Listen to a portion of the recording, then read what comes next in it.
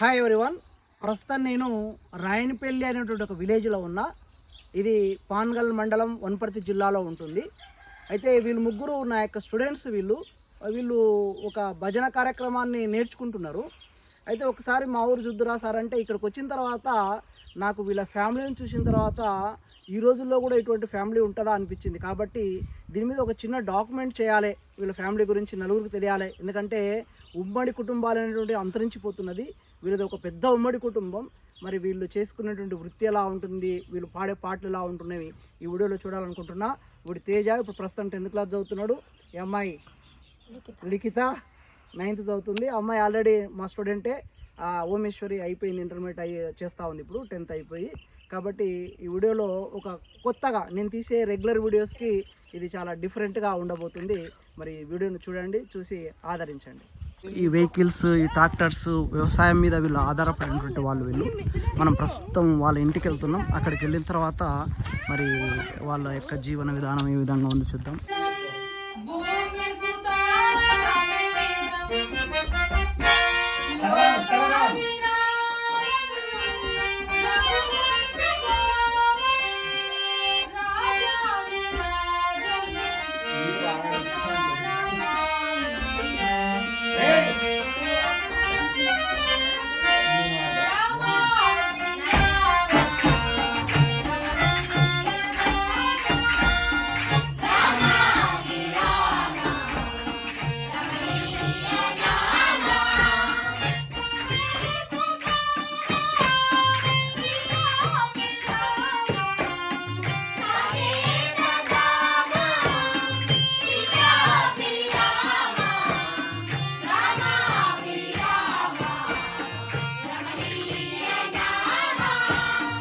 ఈ రోజుల్లో అంతరించిపోతున్నటువంటి ఉమ్మడి కుటుంబాలలో మనకు ఇక్కడ ఒక ఉమ్మడి కుటుంబం కనిపించింది. వీళ్ళు చాలా అన్యోన్యంగా బ్రతుకుతున్నారు. ఈ ఉమ్మడి కుటుంబాల్లో ముఖ్యంగా ఇక్కడ పెద్ద ఏం పేరు అయ్యింది? మన్యం. ఈయన పేరు కొమ్ముల మన్యం. ఎంతమంది అన్నదమ్ములు మీరు? ముగ్గురు. మీరు, మీ తర్వాత? మా తర్వాత సత్యం, గోపాలు.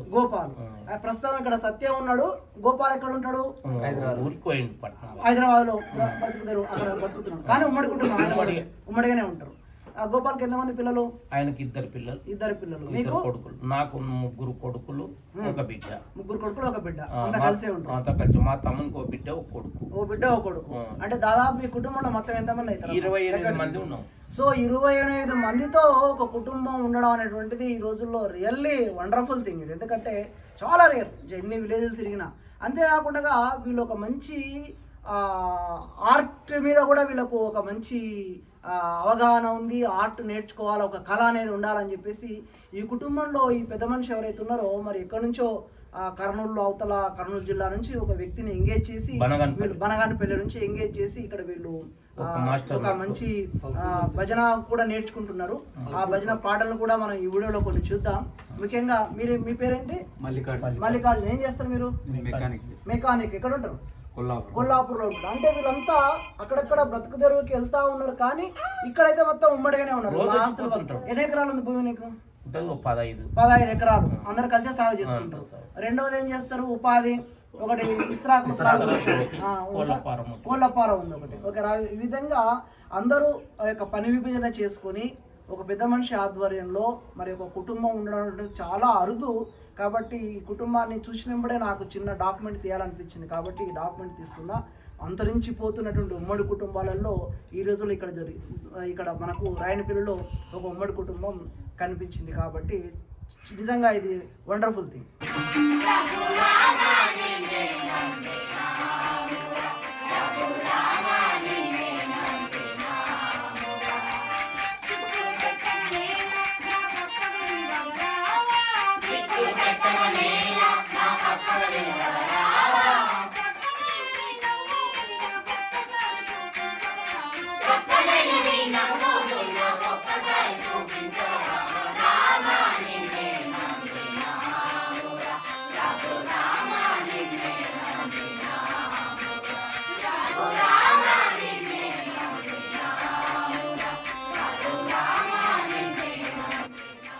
చూడండి ఎంత అద్భుతంగా ఇలా ఉమ్మడిగా ఉండడానికి కూడా ఈ కళ కూడా దోహదపడుతుంది అనుకుంటున్నాను. ఎందుకంటే అందరూ కలిసి సామూహికంగా పాడడం అనేటువంటిది మరి ఉమ్మడిగా ఉండడానికి వాళ్ళకు దోహదం చేస్తుంది.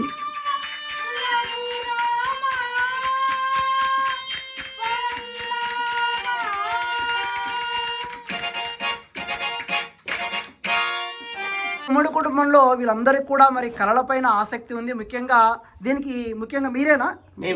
మీరే కాబట్టి కళలపై ఆసక్తి ఉంది కాబట్టి ఎక్కడ మీది?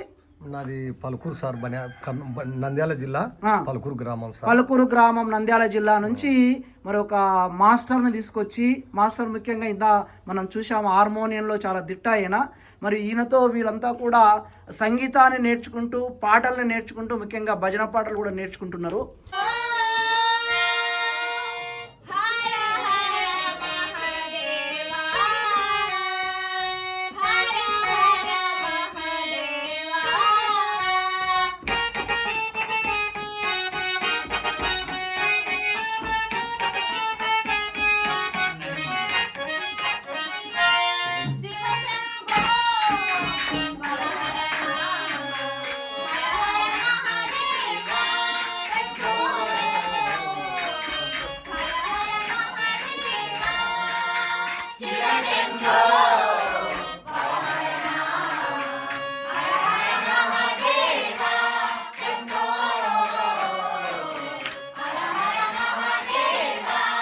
వీళ్ళది ఉమ్మడి ఫ్యామిలీ అయితే వీళ్ళు నిజంగా కూడా ప్రతి ఒక్కరు కూడా రకరకాల పనులు చేసుకొని వీళ్ళు బ్రతుకుతున్నారు.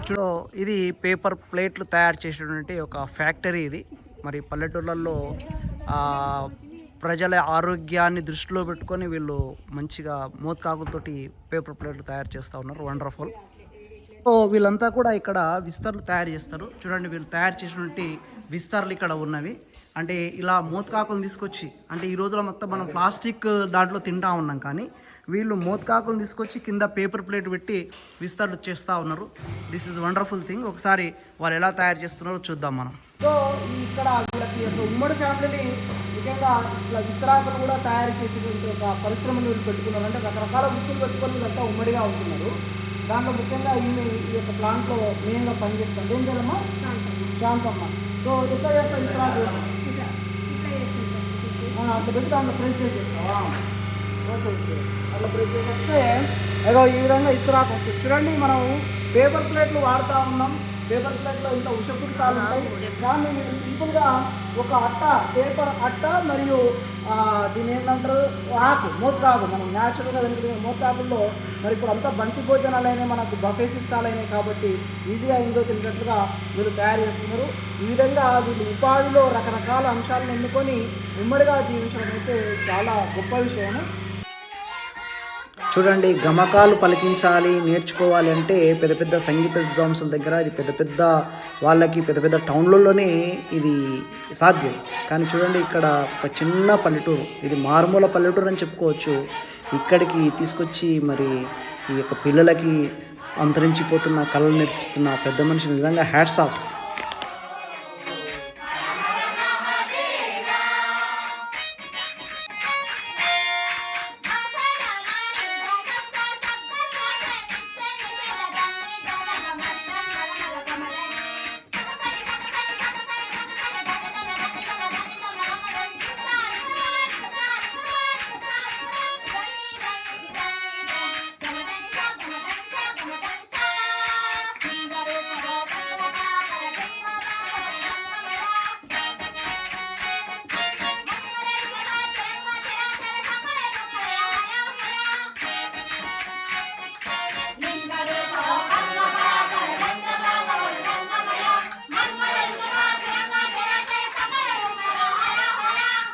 మరి ఇప్పుడు ఇంత పెద్ద కుటుంబాన్ని ఎట్లా మెయింటైన్ చేస్తున్నారు? మామూలుగా భార్యాభర్తలు ఒక నలుగురు ఉన్న ఇంట్లోనే ఎప్పుడు గొడవలు అవుతుంటాయి, ఇవన్నీ అవుతుంటాయి కదా, మీరు ఎట్లా మెయింటైన్ చేస్తారు? చిన్న చిన్న సమస్యలు వస్తుంటాయి సార్. ఆ సమస్యలను భరించలేనోడు మనిషి కాడని నా గుర్తింపుకి వచ్చింది.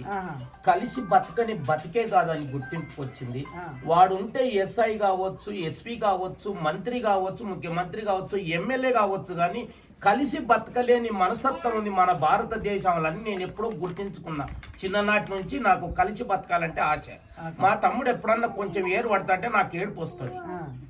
నేను నా జీవితం చచ్చిపోయినాక ఏరు పడవన్నా. అన్ని వసతులు చూస్తా.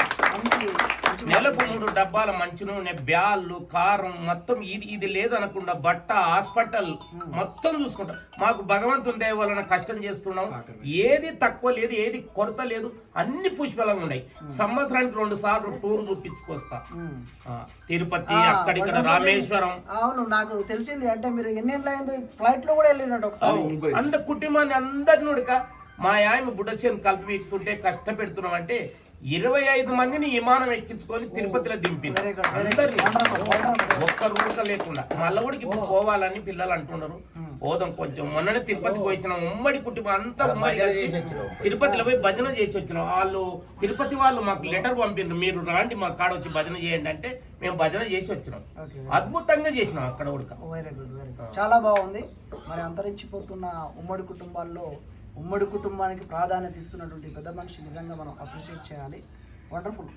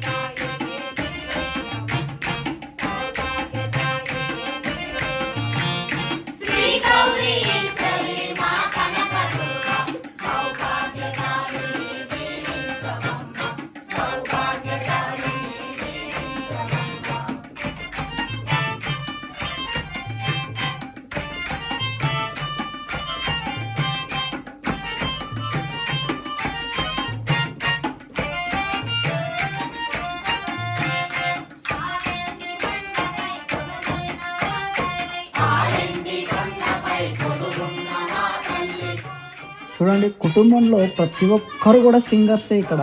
అంటే ప్రతి వ్యక్తి ఇన్వాల్వ్ అవుతా ఉన్నాడు. అంటే నేను వెళ్ళినప్పుడు అంతకుముందే వాళ్ళ పెద్ద కుమారుడు కూడా వచ్చిండంటే వెళ్ళిపోయిండు ఏదో పని ఉండి. ఇంకా వాళ్ళ యొక్క తమ్ముడు కూడా అకేషన్స్ ఉన్నప్పుడు వస్తాడట. అందరూ కలిసి సామూహికంగా పాడి సామూహికంగా వాళ్ళు కలిసి ఉంటున్నారు. అద్భుతం ఇది.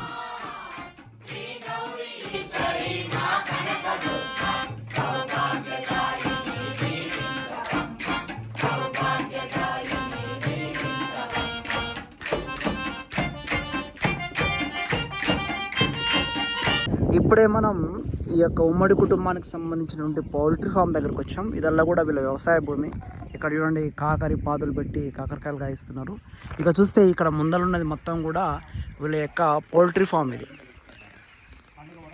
ఇక్కడ మళ్ళీ ఒక చిన్న ఉండడానికి చిన్న ఇల్లు లాంటిది కూడా ఏర్పాటు చేసుకున్నారు. వండర్ఫుల్. సో ఇది వీళ్ళ పౌల్ట్రీ ఫామ్. చూడండి, ఇప్పుడు చిక్స్ అన్నీ కూడా చిన్నగా ఉన్నాయి. వండర్ఫుల్, చాలా బాగుంది.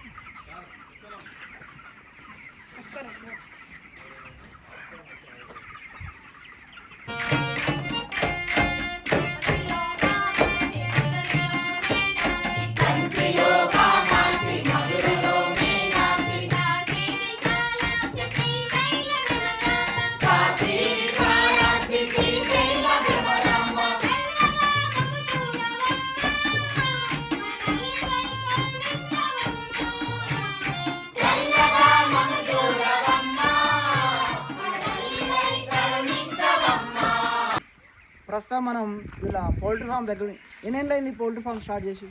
8-10 ఏళ్ళు అయింది. 8-10 ఏళ్ళు అయింది. ఎట్లా ఈల్డ్ బాగానే ఉందా? ఇంకా లాభాలు లేవు, చేసుకున్నంత అంతే. ఏం లాభాలు పెద్దగా లేవు. ఇప్పుడు కష్టం చేస్తున్నాం కాబట్టి మాకు వస్తున్నట్లు కనిపిస్తుంది.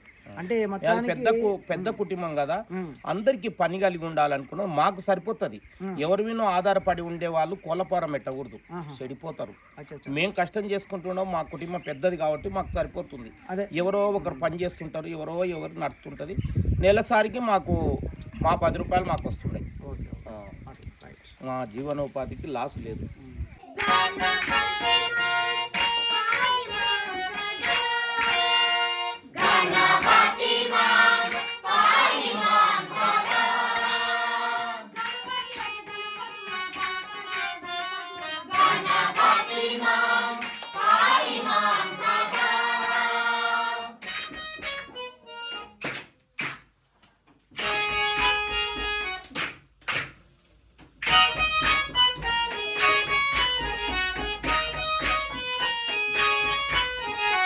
ఉలవగుగ్గీలు పెట్టారు. అసలు ఉలవగుగ్గీలు అనేటువంటి చాలా వండర్ఫుల్. అంటే ఇది ఎట్లా ఇప్పుడు మేము వచ్చిన చేసినా రోజు చేసుకుంటాం? రోజు చేస్తాం.